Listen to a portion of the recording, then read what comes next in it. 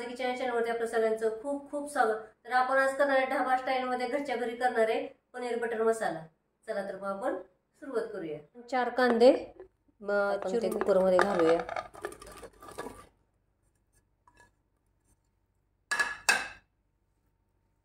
सात आठ लसूण पाकळ्या. इथे आपण 5-6 लवंग, 5-6 मिरे घेतलेत, एक दालचिनीचा तुकडा आणि एक हिरवी वेलची घेतलेली आहे. थोडा आल्याचा तुकडा, एक तमालपत्र, बेडगी मिरची 2 घेतलेली आहे, 2 टोमॅटो उभे चिरून घेतले, थोडीशी हळद,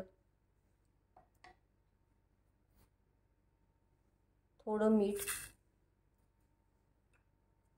इथं 15-20 काजू 2 ते 3 तासासाठी भिजत घातले होते. तुम्ही नाही भिजत घातले तरी चालेल, डायरेक्ट असेच कुकरला लावायचे सगळे. अर्धा कप दूध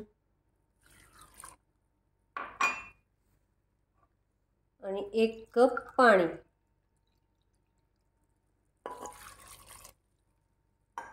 तर आता आपण याला एक शिट्टी करून घेऊया.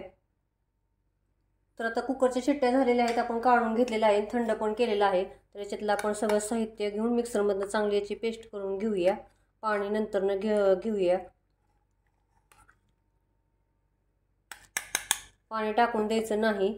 तर आता सगळी पेस्ट करून घेऊन आपण गाळून घ्यायची पेस्ट सगळी.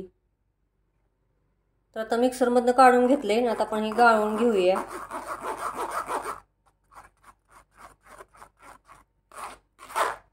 आणि मसाल्याचं पाणी राहिलं होतं ते पण आपण आता मिक्सरच्या भांड्यात घालून घेऊया सगळं.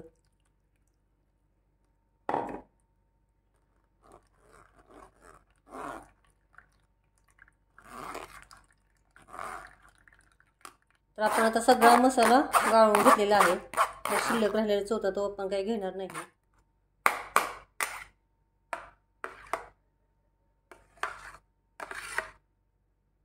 तर आता आपण पुढची कृती करूया.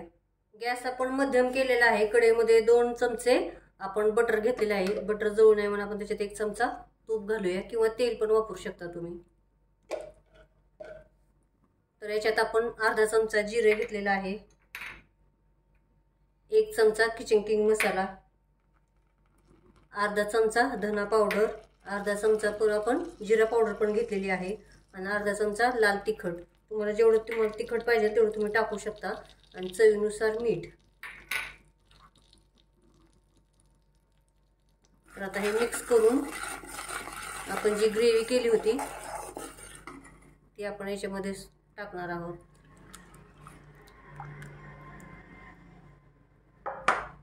आणि मध्यम गॅसवरती 2 ते 3 मिनिटं आपण आता ही शिजवून घेऊया.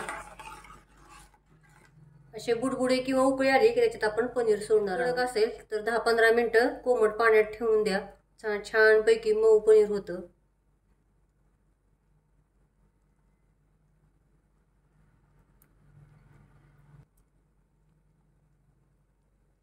पावशेर पनीर आहे.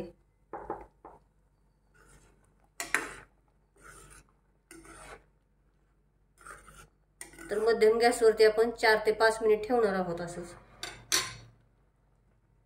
तर आता आपलं पनीर बटर मसाला तयार झालेला आहे. त्याच्यावरती थोडीशी अशी क्रीम टाकूया, किंवा खाताना तुम्ही क्रीम टाकू शकता.